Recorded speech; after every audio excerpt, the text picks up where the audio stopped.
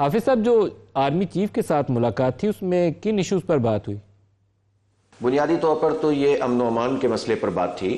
اور چونکہ آپ کو معلوم ہے کہ خیبر پختونخوا اور پوری قبائلی بیلٹ اور پھر یہ بلوچستان تک کا جو معاملہ ہے، اس میں بدامنی بھی ہے اور دہشت گردی کی کارروائیاں بھی ہیں، اور دہشت گردوں کے خلاف بھی کارروائیوں کا سلسلہ جاری ہے۔ تو اس میں ساری صورتحال کا احاطہ کیا گیا تھا، اور آرمی چیف صاحب نے بھی سیکورٹی فورسز کی طرف سے جتنی چیزیں تھیں اس سے آگاہ کیا، اور پھر تبادلہ خیال ہوا۔ تو میں سمجھتا ہوں کہ یہ بات تو اچھی ہے کہ تبادلہ خیال ہونا چاہیے اور سب کو ایک پیج پہ ہونا چاہیے، لیکن وہاں بھی ہم نے یہ بات کی تھی، اور ہم یہی دہراتے ہیں بار بار کہ دہشت گردی کی کچھ روٹ کازز ہیں، ان کو ضرور ایڈریس ہونا چاہیے۔ اور جب نیشنل ایکشن پلان بنا تھا تو اس میں یہ طے ہوا تھا کہ ایک تو ڈائریکٹ کائنیٹک ایکشن ہوگا اور ایک نان کائنیٹک ایکشن ہوگا، جس میں انفراسٹرکچر ہے، جس میں ایجوکیشن ہے، جس میں ہیلتھ سیکٹر ہے، جس میں لوگوں کو روزگار فراہم کرنا ہے۔ لیکن انفارچونیٹلی 11 سال 12 سال گزرنے کے باوجود جو نان کائنیٹک ایکشن ہے اس پر عمل درآمد نہیں ہوا۔ دوسری بات جو بہت اہم ہے وہ یہ ہے کہ فوج اور عوام کے درمیان اعتماد سازی کا فقدان اس وقت نظر آتا ہے، اور یہ حکومت کی بھی ذمہ داری ہے، فوج کی بھی ذمہ داری ہے، اور پولیٹیکل فورسز کی ذمہ داری ہے کہ ایسے اقدامات سامنے آئیں حکومت کی طرف سے جس سے یہ بحران ختم ہو، اور وہ اسی صورت میں ہو سکتا ہے جب لوگوں کے مینڈیٹ کا احترام کیا جائے۔ تو یہ جتنی گفتگو ہو سکتی تھی جماعت اسلامی کے حوالے سے ہم نے اپنا موقف پیش کیا۔ پھر ہماری یہ بات جب آپ نے یہ تجویز دی، جب آپ نے حافظ صاحب یہ بات کہی کہ یہ جو ٹرسٹ ڈیفیسٹ ہے یہ نہیں ہونا چاہیے اور عوام کا جو مینڈیٹ ہے آپ نے کہا کہ اس کا احترام کرنا چاہیے، تو آپ کی تجویز کے اوپر رد عمل کیا تھا؟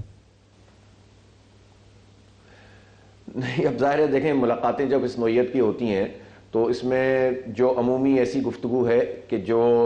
بیان کی جا سکتی ہے اور بیان ہونی چاہیے وہ تو ہے، لیکن تبادلہ خیال ہوتا ہے، بحث و تمیز ہوتی ہے، اور اس کے نتیجے میں کسی کنکلوژن کی طرف پہنچا جاتا ہے۔ میرا خیال ہے کہ یہ ریئلائزیشن آج نہیں تو کل نہیں تو پرسوں سبھی کو ہو جائے گی کہ اس طرح کے اقدامات کے فارم 47 والے برسر اقتدار آ جائیں اور فارم 45 والے منہ دیکھتے رہ جائیں، اس سے کبھی بھی پاکستان میں اسٹیبلٹی تو قائم نہیں ہوگی، اور بالآخر سب چیزوں کی کریکشن تو کرنی پڑے گی، اور جس کے پاس جتنی طاقت ہے اس کو اتنا ہی زیادہ ذمہ دار ہونا چاہیے اور اپنے اقدامات سے اس کو ثابت کرنا چاہیے۔ اور پھر پاکستان کے آئین میں پورا فریم ورک موجود بھی ہے نا، کہ جس میں ہر ادارے کے لیے یہ متعین ہے کہ اس کو کیا کام کرنا ہے۔ ٹھیک ہے، ہمارے ملک میں نظام آئیڈیل نہیں ہے، اور ظاہر ہے جس کی نتیجے میں پھر آپ کو وہ سارے کام بھی کرنے پڑتے ہیں۔ یعنی کوئی یہ کہہ سکتا ہے کہ ملاقاتوں کا ڈیکورم کیا ہونا چاہیے، پلیسمنٹ اس کی کیا ہونی چاہیے، لیکن جب ایک ہنگامی قسم کی سچویشن ہوتی ہے، دہشت گردی کے حملے ہو رہے ہوتے ہیں، پڑوسی ملکوں سے تعلقات کے معاملات ہوتے ہیں، تو پھر اس کے بعد آپ کو بات کو آگے بڑھانا ہوتا ہے۔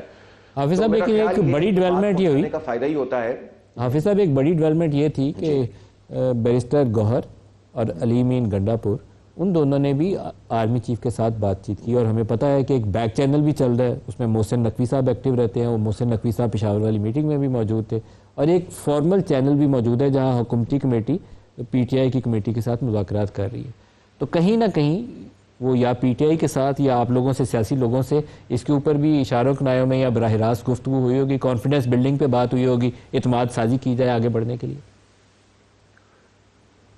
دیکھیں، پولیٹیکل یہ جو حکومتی معاملات پہ تو زیادہ تفصیل سے بات نہیں ہوئی۔ میں نے تو اپنا پوائنٹ آف ویو آپ کو بتایا کہ جو ہم نے وہاں پر رکھا تھا، زیادہ مسئلہ تو سیکیورٹی کے حوالے سے تھا، اور خاص طور پر افغانستان کے معاملے پہ پوری بریفنگ دی گئی تھی، اور اس میں بھی ہمارا موقف یہی تھا کہ افغانستان سے